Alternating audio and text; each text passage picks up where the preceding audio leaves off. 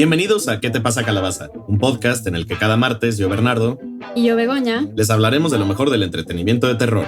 Comenzamos. Pues el día de hoy estamos emocionados porque va a ser un tema muy divertido. Siento que hace rato no hacemos un tema como en el que nos enfocamos tanto como en la parte como divertida y a veces ridícula del género. El día de hoy les venimos a hablar acerca de las traducciones de los títulos de terror. Es horrible, ¿verdad? Porque creemos que hay muchas instancias en las que traducen una película de terror pues con las patas. No sé si tú también lo creas. Sí lo creo. Y pues el día de hoy vamos a hablar acerca de esos títulos que van desde lo malo, lo extraño y lo spoileroso. Y para hablar acerca de este tema tenemos con nosotros hoy a Adrián Chávez. ¿Cómo estás, Adrián? Hola, bien. ¿Y ustedes? Pues bien, nos da mucho gusto tenerte aquí en el podcast. ¿Por qué no nos platicas quién eres y qué haces para nuestra audiencia que a lo mejor no te ubique? Sí, claro que sí, con gusto. Pues yo, me dedico a tres cosas principalmente. Me dedico a la traducción. Estudié pues en la escuela, traducción, y me dedico también a la docencia. Doy clases de diversas cosas, de lenguas, de escritura, de traducción también. Y bueno, y me dedico también a la escritura. Tengo por ahí algunos libros publicados, una novela, un libro de ensayos, escribo teatro también. Y bueno, básicamente a eso me dedico. Y bueno, obviamente estamos aquí para hablar específicamente de la parte de la traducción, en la que pues de la que más o menos sé un par de cosas. Entonces, pues gracias por la invitación. No, hombre, pues es un gusto para nosotros tenerte aquí. Y pues también para la gente que sí sea muy, muy adicta a las redes sociales, como lo es uno. También, pues, si no se les ha parecido un @nochavesnada en Instagram, en TikTok, bueno, en Instagram no tanto, más bien en TikTok y en Twitter, no sé qué están haciendo. Claramente están haciendo algo mal. Pero Adrián se dedica también en Twitter y en TikTok principalmente a hablar acerca de las, ¿cómo diríamos? De las particularidades de la lengua y de lo que podemos y podemos no hacer. Sí, así es. Sí, omití esa parte. Creo que todavía no me acostumbro a presentarme así, pero sí, en efecto, en TikTok hago videos de tanto de lengua, literatura y demás. Y bueno, entre otras cosas de las que también hablo. Aparte del arroba, se lo lleva todo. O sea, un gran aplauso para ti. Muchas gracias. Sabes que me confunden. Bueno, no sé si la gente lo lee mal o qué, pero luego me escriben y me dicen, bueno, porque el arroba es no Chávez nada. Y luego me escriben, oye, Nacho. Entonces, no sé si lo leen, o sea, lo leen al revés o no sé, pero sí ha pasado. La dislexia. Es que la gente que te sigue es la que no chave nada. Así es. Y bueno, para introducir un poquito el tema ya más a profundidad, el día de hoy, pues les trajimos a Adrián para que nos platique un poquito sobre cómo es el proceso de traducción de las películas, ¿no? Porque yo creo que todos nosotros nos hemos preguntado alguna vez como por qué tradujeron así el título si en el idioma original es otra cosa, o hay como muchas variantes, ¿no? Entonces lo dividimos como que en varios temas. Sí, porque por ejemplo, el caso más clásico que existen memes al respecto, que es Home Alone traducido como Mi Pobre Angelito. Yo me tardé como toda la vida en entenderle. Es que está muy cagado porque es como de, pero ¿por qué? O sea, ¿qué tiene que ver Mi Pobre Angelito? Hay un meme de los Simpson muy cagado que es cuando salen explicando qué significa monorriel y que es mono significa uno y riel significa riel y que es home igual a mi pobre alone angelito, y me parece lo máximo. Mamá, el tío Frank no me deja ver la película y a los niños grandes sí. ¿Por qué a mí no? Pues ¿por qué no nos platicas un poquito más a detalle cuál es la razón de las traducciones en sí, de dónde es de dónde parte? Sí, claro. Bueno, primero tengo que hacer un disclaimer. O sea, yo me dedico a la traducción, pues, en particular a traducción literaria y audiovisual y demás. Nunca he participado directamente de de la traducción de por ejemplo, del título de una película, salvo a escalas más pequeñas, pero justo por ahí quiero empezar. Sospecho que muy poca gente en realidad lo ha hecho, o sea, muy pocos traductores profesionales, porque el proceso de traducción general tiene que ver no tanto con la lengua sino con el propósito de la traducción. O sea, esto es algo que yo siempre les digo a mis alumnos de traducción, a los de primer semestre, cuando apenas entran a la carrera y justo vienen como pues con la idea de que la traducción es una carrera que tiene que ver con la lingüística, ¿no? Y es verdad, o sea, sí hay un elemento lingüístico que es al final lo que para el escultor es el material, pues para el traductor es pues eso, ¿no? La materia prima. Pero la traducción no es un proceso estrictamente lingüístico, es un proceso comunicativo, lo que quiere decir que no depende del mensaje per se, depende en igual o mayor medida del receptor y del propósito de la traducción. Y eso en la traducción en general, ¿no? Ese es como un principio de la traducción en general. Y aplicado a los títulos de película, pues es un poco lo mismo, ¿no? O sea, la razón por la que se le ponen nombres a las películas que a veces difieren o quizá explican o digamos sobreexplican o potencian el título original, no tiene que ver con el mensaje como tal, tiene que ver mucho más con el propósito de la película y el propósito, bueno, del estudio que haga la película o que distribuya la película y de la audiencia. Entonces, en principio se entiende que haya cambios. Por otro lado, el problema de la traducción en las películas es que es, por un lado, una traducción, digamos, literaria, en tanto que pues, es ficción y demás. Y por otro lado, es también una traducción publicitaria, en particular el título, porque pues, es lo primero que la gente va a ver. Entonces, suele haber ahí como una interferencia, ¿no? Como un choque de intenciones y de propósitos que a veces dan a luz cosas muy, muy raras, ¿no? Entonces, creo que por ahí habría que empezar. Ok, y creo que con este punto que dices que tiene que ver con el propósito, y pues digo, me imagino que también a fin de cuentas el propósito de los títulos de las películas pues, siempre es vender y siempre es tratar de resumirte en mayor medida la película para que tú te intereses en verla solamente por el puro título. Y con esto creo que es un perfecto punto de partida para ir al primer punto del que queremos hablar hoy, que es los títulos mal traducidos. Está dividido en varios subgéneros este episodio. Entonces primero vamos a empezar con títulos mal traducidos, que generalmente nosotros como mexicanos solemos pensar que los títulos españoles son pésimos o son muy mal traducidos porque... una disculpa a nuestra audiencia. Sí, una disculpa a nuestra audiencia española o que se sienten españoles de ascendencia o que tienen pasaporte español.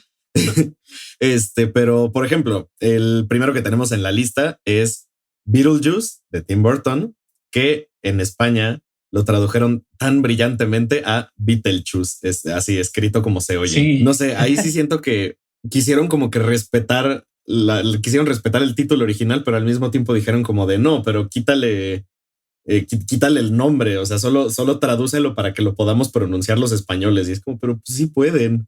No, ya debe estar muy cagado el doblaje, ¿no? Beetlejuice. No, y aparte hay una escena que es cuando el personaje de Winona Ryder le está hablando a Beetlejuice y que le dice como de es que necesito que digas mi nombre 3 veces, pero no te puedo decir yo cuál es mi nombre, y que hacen este juego como de adivinanzas de dilo con mímica. Ajá, del jugo. Del jugo y del insecto. Entonces, ¿cómo lo traduces? Ahí siento que se pierde muy cabrón esa parte. Beetlejuice. Sí, y estaría muy interesante ver qué fue lo que hicieron ya en la película. Nunca he visto la versión española, creo que no lo voy a hacer, pero sería muy interesante ver cómo resolvieron eso, porque sí, en efecto, para empezar me gustaría matizar un poco lo de los títulos mal traducidos, porque de nuevo, o sea, uno puede pensar, o sea, en la lengua y en particular en la traducción, algo está bien o mal, digamos, en función del contexto, ¿no? O sea, no hay como una ley abstracta que uno pueda consultar y decir como esto está bien o mal traducido, más bien depende del contexto. Por los ejemplos que platicábamos antes, ¿no? Planeando este programa y demás, creo que a lo que nos referimos acá con títulos mal traducidos, pues tiene que ver con una traducción quizá diríamos injustificable, ¿no? Que dentro del contexto es difícil de justificar, o sea que hay un cambio, claramente no es una traducción literal, y hay un cambio difícil de entender o de justificar. Y sí, en efecto, con Beetlejuice pasa justamente eso. Creo que en este caso en particular pasa algo que es interesante y a lo que no tengo como la respuesta absoluta, pero creo que en España ocurre que hay como una tendencia a castellanizarlo todo o a tratar de pasar todo lo extranjero por el filtro de la hispanidad o de lo castellano, no sé. No tengo evidencia de a qué se debe eso, o sea, puedo especular, ¿no? Pero no tengo, o sea, no puedo afirmar a qué se debe. No tengo pruebas, pero tampoco dudas. Pero sí que es una tendencia. Y creo que no, o sea, a nuestros ojos, creo que a los ojos latinoamericanos de pronto resulta un tanto chocante porque pues suena como, nos suena todo como demasiado nacionalista, ¿no? Como que nosotros solemos usar con más fluidez. Bueno, no quiero decir fluidez como de competencia, sino con más desparpajo, pues como las palabras del inglés y demás, quizá por la cercanía de los Estados Unidos, al menos en México. Pero en España no. En España como que hay esta resistencia al inglés en particular y a otras lenguas. Y lo que pasó con Beetlejuice fue eso, que lo que yo creo que se les hizo tan raro que no sé si a quien le tocó traducirlo de plano ni siquiera entendió, o sea, a lo mejor ni siquiera vio la película, que eso es mucho más común de lo que uno creería, ¿no? A veces cuando a la gente a la que le toca proponer los nombres en español, a veces ni siquiera ha visto las películas. Entonces, pues a lo mejor lo que decidieron fue justamente bajo ese parámetro de castellanización, pues transliterar el título, o sea, convertirlo en una palabra, en un neologismo que no significa nada, pero que suena a español, ¿no? Y yo creo que es muy desafortunado. O sea, creo que pues sí, es muy difícil de justificar precisamente por lo que decían, ¿no? Porque el nombre tiene incluye un juego de palabras que en la película tiene cierta repercusión. Ok, sí, pues creo que a partir de lo que dices, le vamos a cambiar el subtítulo a esta parte del episodio. Le vamos a cambiar de títulos mal traducidos a títulos traducidos de extraña manera. Porque, por ejemplo, me voy a brincar un poco en la lista que tenemos para enfocarme en uno que a mí toda la vida me ha causado mucho problema, y es la franquicia de The Purge. Esta noche permite que la gente libere todo el odio y la violencia que guardan dentro. Porque la primera película se llama La Noche de la Expiación, que dices como de, bueno, pues tiene sentido porque pues es todos los crímenes son legales, entonces pues la gente está expiando sus... ¿Cuál es la palabra? Está expiando como todos sus instintos violentos y asesinos. Después, la segunda y tercera película se llaman 12 horas para sobrevivir y el subtítulo que tengan. ¿Qué dices también? Tiene sentido porque la purga dura 12 horas, entonces pues son 12 horas que tienes para sobrevivir. Y la última película que se estrenó, que es la cuarta, se llamó La Purga por Siempre. Y entonces a mí particularmente me estresa mucho el hecho de que haya tenido tres títulos diferentes esta película en su traducción. Y ahí digo, pues como dices, tiene que haber, la traducción viene a partir de una necesidad. ¿Cuál era la necesidad de ponerle tres títulos diferentes a las películas? Sí, creo que la cosa es que a veces, o sea, nosotros pensamos como la traducción de estas películas, o sea, lo vemos así en lista, como los acabas de enumerar tú, y uno dice, bueno, claro, es que en realidad pues, es una franquicia y como por qué harían eso. Pero creo que la cuestión, y estoy totalmente de acuerdo, o sea, no, por supuesto que no, o sea, otra opción que homogeneizara las películas habría tenido mucho más sentido. La cosa es que, o lo triste de la situación es que los estudios o las personas que distribuyen y que proponen los títulos en español normalmente ni siquiera se enteran. O sea, cuando trajeron la primera película de La Purga, es posible que ni siquiera supieran que iba a ser una secuela, que iba a haber secuelas. Entonces, obviamente habría tenido más sentido llamarle a la 1 La Purga y después La Purga y a lo mejor el subtítulo, ¿no? Y lo mismo con las demás, o La Purga 2, la Purga 3, yo qué sé. La cosa es que muchas veces, pues, o sea, van resolviendo conforme a la marcha.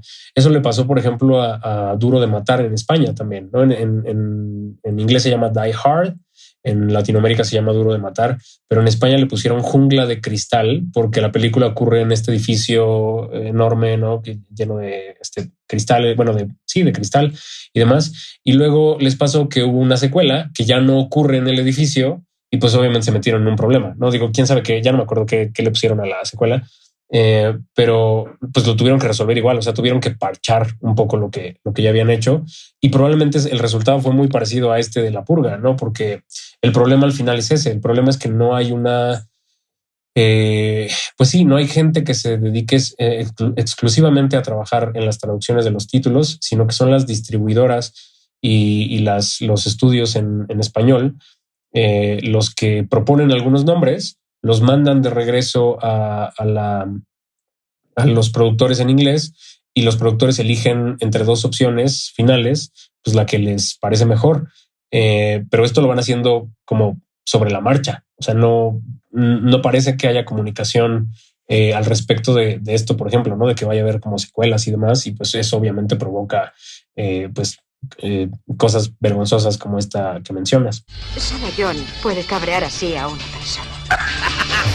Sí, la verdad sí es un problema, yo creo, porque yo pensaría que lo más lógico es que la persona que tradujo el guión pues le ponga el título, ¿no? Como que no entiendo por qué lo hacen personas diferentes, porque incluso lo que decías, si lo traducen el título sin ni siquiera saber de qué va la película, luego pasamos a cosas en específico en el terror, como que todo es el no sé qué diabólico, el no sé qué del diablo, del infierno, del mal, del demonio, y todos son cosas así con esos nombres. O sea, no me sé el número, pero podría afirmar que un gran porcentaje de las películas de terror son traducidas con esos nombres cuando muchas veces ni siquiera tienen que ver ni con el diablo, ni con el demonio, ni con el infierno, ni nada de eso. No es la casa lo que está embrujado. Es su hijo. Sí, totalmente. Que esto de los subtítulos y de los... ese proceso se llama potenciamiento, ¿no?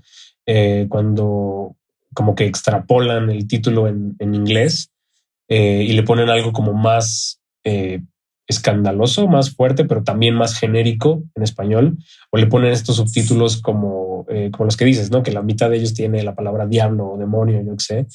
Y eso tiene que ver con dos cosas. Es lo que decía hace rato de la audiencia. Tampoco tengo evidencia de si hacen alguna especie de estudio de mercado, yo qué sé, pero a mí me da la impresión de que en general piensan en el público hispanohablante como si fuera un tanto menos, digamos, intelectualmente dotado que el público angloparlante. Podemos decirlo, nos tachan de pendejos. Sí, justamente. Te digo, no tengo evidencia, ¿no? Pero o sea, eso es lo que me da, lo que me sugiere, porque los títulos en inglés también son crípticos. Pienso en títulos como, digo, esta no es una película de terror, ¿no? Pero pienso, por ejemplo, en The Notebook, que en español le pusieron Diario de una pasión, ¿no? Que sintieron como esta necesidad de como detallar el título, o sea, porque el cuaderno les pareció como muy simplón y de alguna manera la palabra pasión, ¿no? Como que les pareció que era más atractiva mercadológicamente. Y de alguna manera sí, porque lo que hace es, por ejemplo, al menos definir el género. O sea, ya cuando uno ve palabras como diablo, en el caso del terror, o pasión, como que sí ocurre en el cerebro de las personas una categorización, ¿no? Justamente por la repetición, o sea, como decía Bego, ¿no? O sea, claramente un montón de películas de terror se llaman así por eso. Bueno, se llaman así, ¿no? Con la palabra diablo o infierno, yo qué sé. Justo a razón de esa repetición, lo que ocurre es que la gente empieza a categorizar las películas. Y entonces ya cuando uno ve Diario de una pasión, ya sabe que es una película, que es un drama, un melodrama o una película que tiene que ver con el amor y demás. Y lo mismo con las películas de terror. Creo que eso por un lado no está tan mal, pero por otro lado lo que genera es que provoca una sensación como de producción en masa, ¿no? Como que si uno ve una película que dice que se llama así, ¿no? Algo que tiene que ver con el diablo, yo qué sé, uno se imagina que ya vio esa película 1000 veces. Y bueno, o sea, por supuesto que hay mucha gente que las consume así como si nada, ¿no? Pero también se pierde como el elemento literario que tiene originalmente en inglés y que se pierde en español. Entonces, como que los distribuidores en español no sé si priorizan como esa necesidad de categorizar las películas desde el título, o un poco sienten que la gente, los hispanohablantes van a escuchar algo como solamente el cuaderno, en el caso de The Notebook, o por ejemplo, no sé, Child's Play, ¿no? En lugar de el muñeco diabólico, de Chucky, el muñeco diabólico, y la gente como que no se le va a antojar porque el título es demasiado simple o demasiado críptico. Hola, soy Oscar y soy tu amigo hasta el final.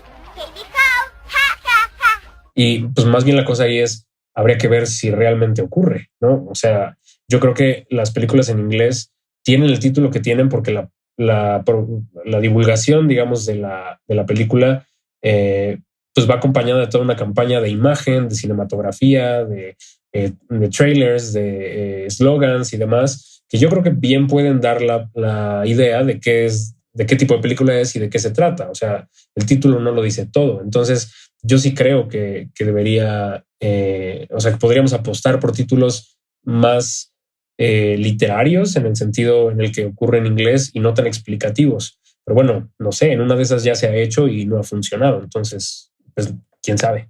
Sí, yo creo que esto sí podría causar como que no, o sea, así como dices, o sea, causa una categorización en el espectador, pero creo que en específico en la gente que no es, o sea, que no es como adepta a las películas de terror o que al menos no le gustan, creo que puede sí llegar a causar como una especie de repetición en el cerebro de decir como de, ay, pero pues, ¿por qué voy a ir a ver esa película si yo ya la vi? Porque justo en la categoría de títulos con del diablo, el infierno, el mal, el demonio, siento que se vuelve un tanto repetitivo los nombres, porque por ejemplo, Nightmare on Elm Street, la película de Freddy Krueger, se llama Pesadilla en la calle del infierno. Y una película de 2017, me parece que se llama en inglés Incident in a Ghostland, le pusieron Pesadilla en el infierno. Otro caso que también se me hace muy cagado, pero al mismo tiempo se me hace terrible porque como no se dieron cuenta de que ya existía una película igual. The Hills Have Eyes del 77 se llama El despertar del diablo. Y la película Evil Dead de 1981 se llama El despertar del diablo. Sí, es que es lo que te digo. La gente que hace eso, no, mira, para una persona, para un traductor, una traductora, cuando te encargan traducir algo así, lo primero que haces es hacer una investigación. O sea, algo así, quiero decir un texto, por ejemplo, un texto literario o algo así. Tienes que hacer una investigación y parte de esa investigación implica justamente buscar referentes, buscar que esa clase de cosas no ocurran. Pero como las personas que hacen esto no suelen ser traductores profesionales, sino son justamente las más bien, a veces son como lluvias de ideas entre el departamento de mercadotecnia de la distribuidora en español, no se enteran, pues. O sea, esto que dices de esta película cuya traducción se repitió, ¿no? En dos películas distintas, pues es por eso. O sea, yo te aseguro que no tenían ni idea. O sea, no es como que hayan dicho, bueno, no pasa nada, que se repita, no importa. Pues no, o sea, seguramente ni se enteraron, ¿no? Entonces, de nuevo, o sea, el problema tiene que ver con la falta de profesionalización de la cuestión. Y por ejemplo, hace rato decía Bego, yo no sé por qué no lo traducen desde el guión y eso tiene que ver con que de hecho me da la impresión de que rara vez se traduce desde el guión. O sea, lo que los traductores reciben muy probablemente es es lo que llamamos el pautado. O sea, no el guión literario, digamos, o sea, el guión original de la película, porque ese rara vez existe. O sea, ese se utiliza para hacer la película, pero no se traduce a todas las demás lenguas, sino que ya que está hecha la película, hay un guión en el que ya no aparecen, por ejemplo, todas las descripciones de acción ni nada, ya aparecen únicamente los diálogos y cosas que sí van a aparecer en los subtítulos o en el doblaje, ¿no? Y ese guión es el que se le da a los traductores y es un guión más bien funcional, lo que quiere decir que el traductor puede proponer una traducción para el título, pero el título pues no va a salir en los diálogos, como no, digamos, esa decisión no la toma el traductor, pues muy probablemente la ningunean. Entonces, a veces a lo mejor ni siquiera es parte del trabajo del traductor. A lo mejor no le dicen, o sea, no le dan un texto cuyo título tiene que traducir, simplemente le dan el pautado y vámonos, ¿no? O sea, y esa es la traducción que le toca hacer a la persona encargada de la traducción. Pero la decisión sobre el título no la toma el traductor. Entonces, pues eso a veces es afortunado, pero a veces da resultados como estos que estamos viendo. No, qué conflicto, la verdad. Y sí, o sea, yo siento que en específico en el género de terror, a la gente que no es muy fan, justo como decía Bernie, como que siento que afecta porque la gente sí muchas veces tiene esta idea de que es la misma película.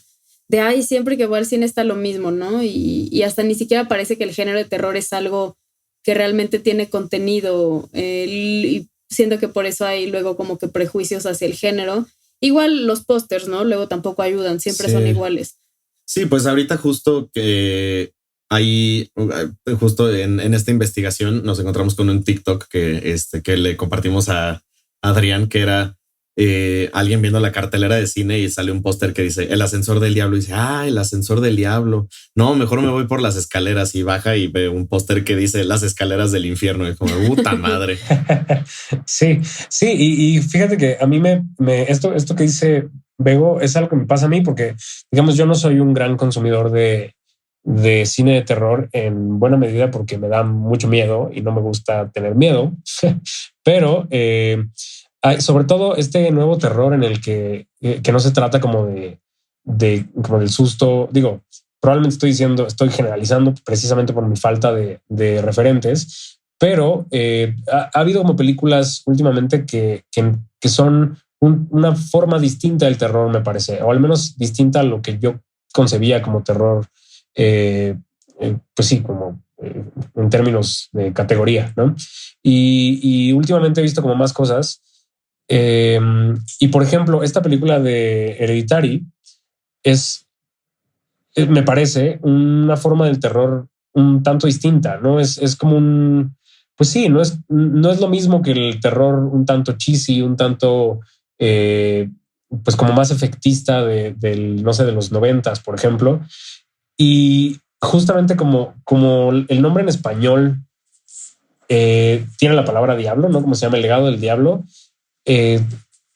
Digamos, si yo la viera así en la cartelera, la ignoraría. O sea, ya que conozco la película, creo que el título en español no le hace justicia justamente por eso, porque, como decían, lo que hace es meter la película en una bolsa que para mí ya tiene como ciertas características, que es justamente como ese cine de terror dominguero, que no tiene nada de malo, ¿no? Pero hay gente que lo consume porque justo le parece entretenido. A mí no. Y yo en el terror busco como otras cosas y lo consumo de manera mucho más esporádica, y quizá por un prejuicio, pero también por la forma en la que estas traducciones alimentan ese prejuicio, probablemente yo habría pasado de largo en ese caso. Sí, y yo siento que al menos algo que le hace muy bien al género de terror en cuanto a las traducciones de los títulos es el hecho de que le añadan subtítulos a la película, y que es algo que aparte, según yo, solo se mantiene cuando la película, su título es de una sola palabra. Por ejemplo, ahorita que dices como de terror más moderno, uno de los ejemplos más recientes es Midsommar, que aquí en Latinoamérica lo tradujeron como Midsommar, el terror no espera la noche. Y siento que a pesar de que pueda ser un poco largo el título y marea demasiado, el hecho de que, o sea, como que medio sí es una premisa de venta eso. Por ejemplo, también con otra película que a mí me parece de las mejores traducciones en cuanto a subtítulos, que es Alien, y en Latinoamérica le pusieron El octavo pasajero, que es un tanto spoiler, pero pues si ya sabes que la película es de unos astronautas que los estás echando un alien, pues ya no te preocupas por saber quién es el octavo pasajero. Pero al menos siento que es una gran traducción porque es como de Alien. Ok, es una película de ciencia ficción. El octavo pasajero. O sea, pero pues, ¿qué tiene que ver que haya un octavo pasajero? Y siento que crea como una cierta intriga en la mente de la persona que va a ver la película. Es como de, pues de algo debe ser importante esa octava persona. Entonces, pues la voy a ver. Sí, creo que estoy de acuerdo con lo que dices. Creo que la cosa con los subtítulos es, hay dos posibilidades, ¿no? Una en el que el añadido, pues, aporta y juega con el título original, porque, digamos, partamos del hecho de que lo que dicen los distribuidores es, bueno, a ver, el título es solamente una palabra que no dice nada en sí. O sea, pienso, por ejemplo, en Midsommar, que en efecto, pues, o sea, en principio, pues no te dice gran cosa. aunque tampoco lo hace en inglés, ¿no? Entonces, o sea, mi yo traductor me dice como, bueno, en teoría, en principio no le añadiría nada que no tuviera en inglés, pero considerando el propósito y considerando a la audiencia, pues uno dice, ok, a lo mejor para el público en español no solamente es una palabra que no dice nada, sino que es una palabra que suena a inglés. Entonces hay como un doble filtro. Entonces, ok, vamos a añadir el subtítulo. Y como les decía, el subtítulo puede hacer dos cosas, ¿no? Como aportar y jugar con la palabra original, como bien mencionas en el caso de Alien o en el caso de Midsommar, que el de Midsommar también me parece muy bonito, ¿no? Porque además el subtítulo es evocativo y al mismo tiempo como que desafía lo que decíamos antes, ¿no? En lugar de decir como las vacaciones del diablo o yo qué sé, ¿no? Justo pusieron algo que desafía esa clase de subtítulos y está padre. Bienvenidos y feliz Midsommar. ¡Skol! Lo mismo con Alien, ¿no? Como que genera una intriga distinta. Creo que la otra posibilidad es cuando el subtítulo es tan genérico que en lugar de aportar algo, solamente duplica la ambigüedad, ¿no? Pienso en por ejemplo, Scream, por ejemplo, ¿no? Que la película se llama Scream y el subtítulo se llama, dice Grita antes de morir.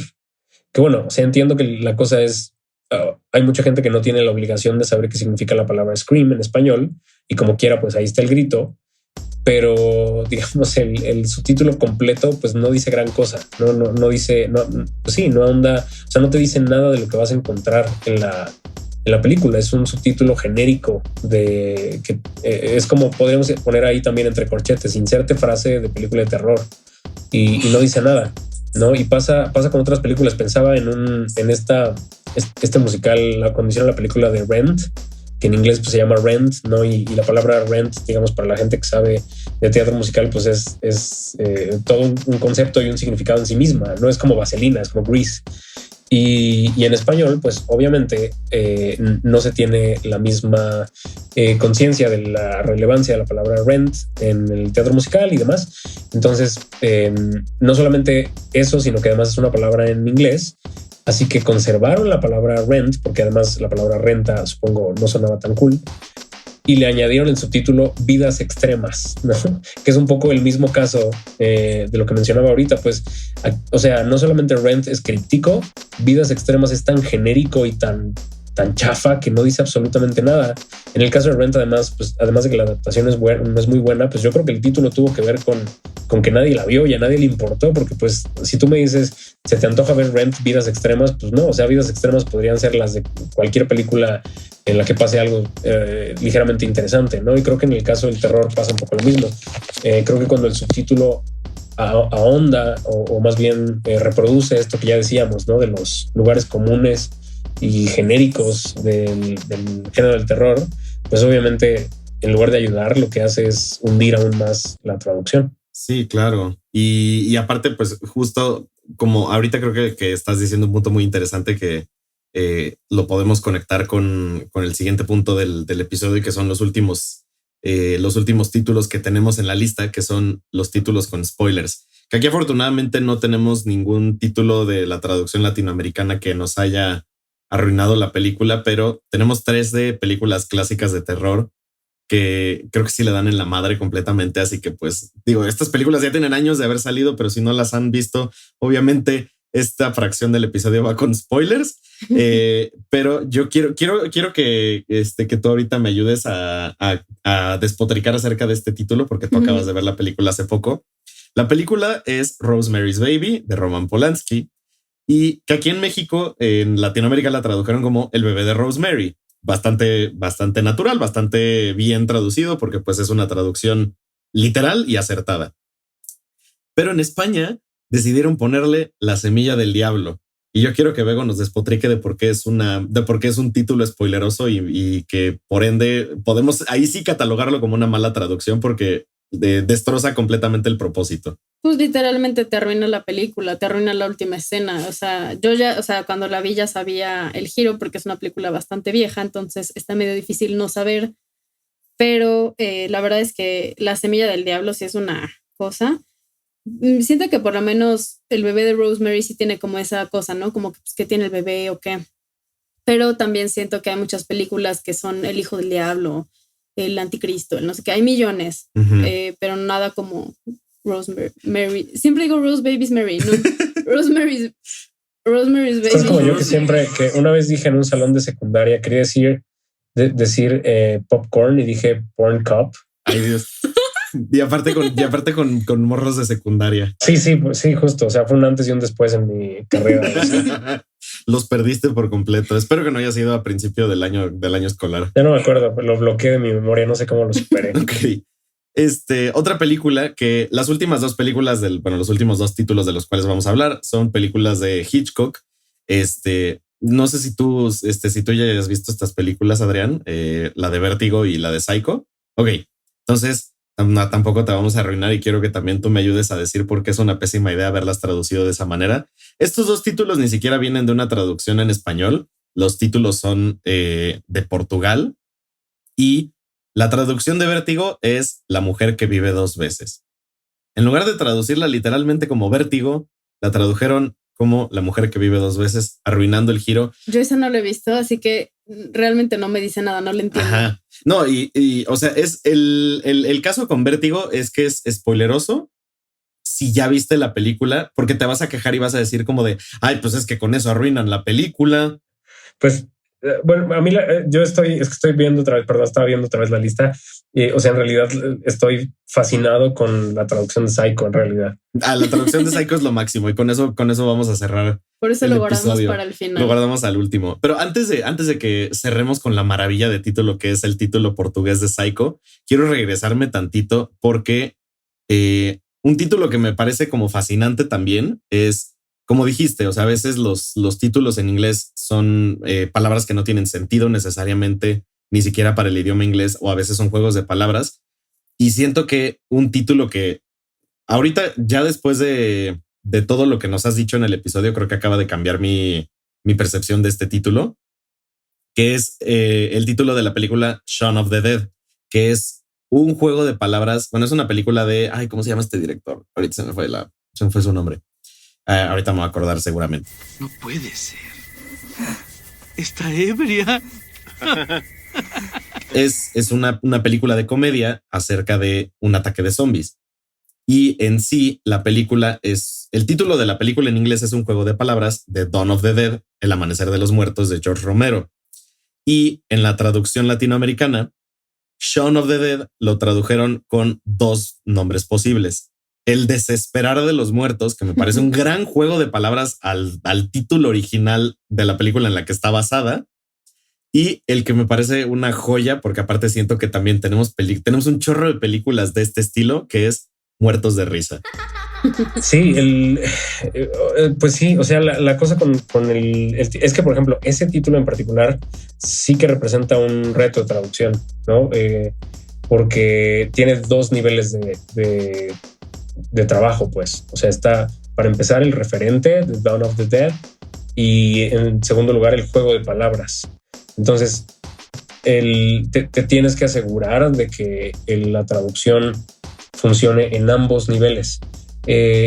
Por ejemplo, el desesperar de los muertos es muy bueno justo por eso, porque lo que hace es jugar con la versión, o sea, con el mismo referente, pero la versión en español de ese referente, que es el despertar de los muertos, y al mismo tiempo hace el juego de palabras, ¿no? Entre despertar y desesperar.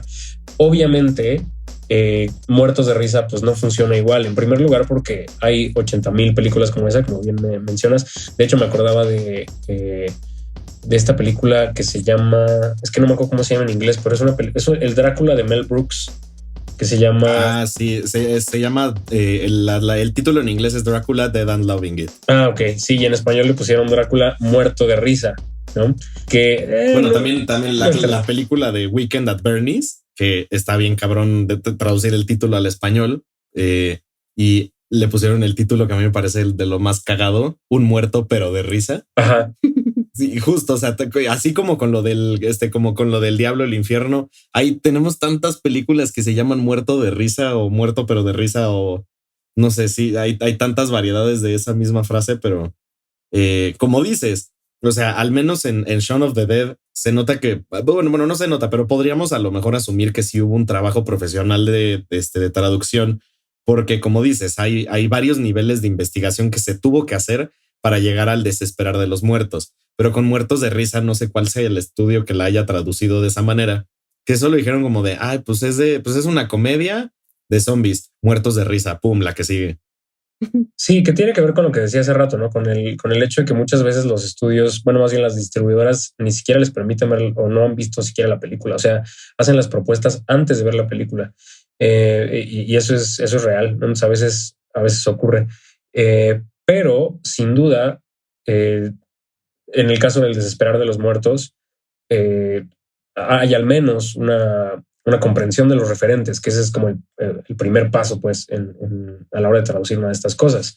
Creo que al final, perdón, todo se reduce a lo que decíamos, a lo que decía hace rato, ¿no? Que hay un conflicto entre el propósito mercadológico y el propósito literario del título de la película, porque cuando se hace en inglés se le pone un título como se le pone el título a un libro. O sea, puede ser críptico, puede ser críptico y vas descubriendo a lo largo de la película de qué se trata, como en The Rosemary's Baby. Pero quienes lo traducen rara vez están pensando en el título en términos literarios, están pensando en él en términos mercadológicos, y por eso salen cosas como Muertos de Risa, que es justamente una propuesta genérica que medio hace alusión a lo que ocurre en el texto en inglés, pero que no dice nada, o sea, no dice nada particular, y en efecto ocurre lo mismo que decíamos hace rato, ¿no? O sea, se vuelve una película más del montón con las mismas palabras de siempre. Sí, y pues creo que con esta idea que la gente en Portugal, bueno, los traductores en Portugal se la pasaron completamente por el arco del triunfo y no sé por qué decidieron hacer esto.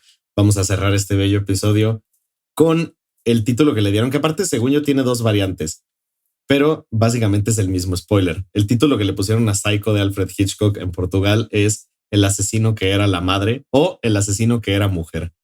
Lo cual me parece maravilloso porque destruye por completo el giro de la trama. O sea, ya sabes lo que te vas a meter a ver al cine o lo que vas a ver ya que la pusiste en DVD o no sé cuándo la hayan visto, pero imagínate haber vivido en Portugal y querer rentar El asesino que era la madre.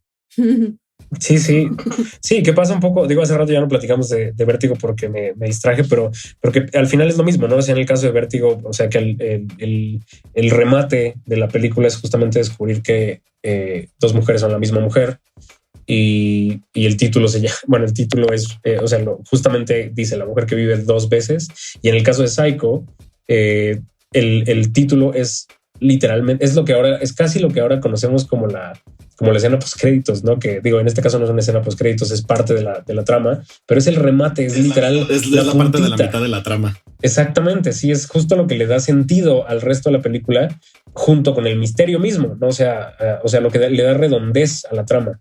Y el hecho de que eso esté en el título es de una irresponsabilidad, o sea, en ambos casos es de una irresponsabilidad monumental, ¿no? O sea, no creo que hay dos cosas, hay dos pecados, me parece que como resumiendo un poco lo que hemos platicado, que puedes hacer en una traducción de este tipo. Y la primera es ser tan genérico y tan básico, tan elemental en las palabras que eliges o en la traducción, que la película no diga nada.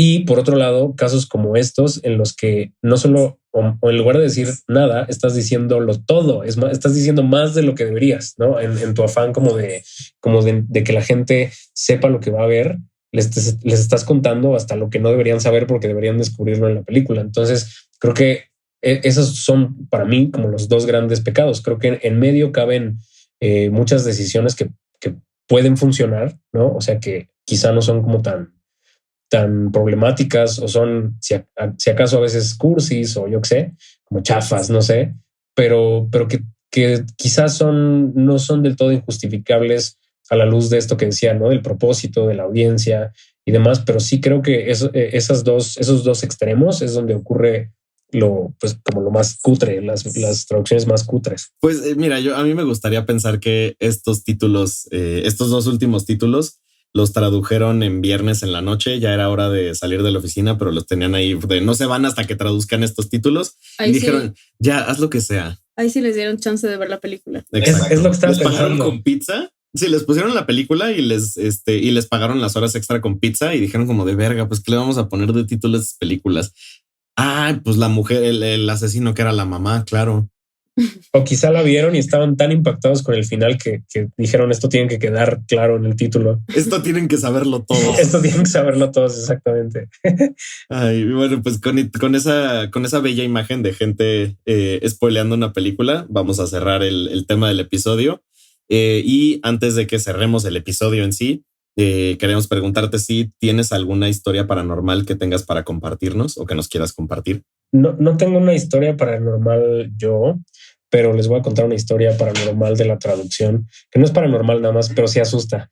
Pero porque me quedé con ganas de contarla hace ratito que hablamos de Beetlejuice, mejor conocida en España como Beetlejuice, porque no sé si saben, pero en la versión de Game of Thrones en España, ¿no vieron Game of Thrones? No, vi solo la primera temporada, pero no, yo nunca lo he visto. Pero no tenemos planes de verla próximamente. Muy bien, bueno, no hay gran cosa que spoiler en realidad, pero en la última temporada era nada más para ver si reconocían el episodio, pero no importa. En la última temporada hay un episodio en el que hay una gran batalla que ocurre toda de noche y uno de los amiguitos de esta mujer, la reina de los dragones, está en tierra con unos, hagan de cuenta así como uno de estos controladores aéreos. Bueno, no es el controlador, es el que está como haciéndole señas al avión en el piso y con unas antorchas. Y entonces está llamando a la reina de los dragones, a Daenerys, y ella no lo ve. Entonces, en la versión en inglés, el personaje grita "She can't see us", no puede vernos, o no nos ve. Y en la traducción española, quién sabe qué pasó ahí. Probablemente no le dieron, no le dieron tiempo a la persona que lo hizo, nadie lo revisó, yo qué sé. Pero la versión en español dice, el subtítulo dice, el doblaje dice sicancíos, como si fuera una sola palabra, así, sicancíos. De hecho, si buscan, si buscan sicancíos en Google, les va a aparecer y seguro les aparecen los videos y así. Y es, a mi juicio, es una historia de terror de la traducción, precisamente porque pues mucha gente tuvo que ver eso y aprobarlo antes de que eso saliera al aire en HBO España. Entonces, bueno, esas cosas pasan y yo no juzgo a los traductores, o sea, un poco sí, ¿no? Pero lo haces en silencio.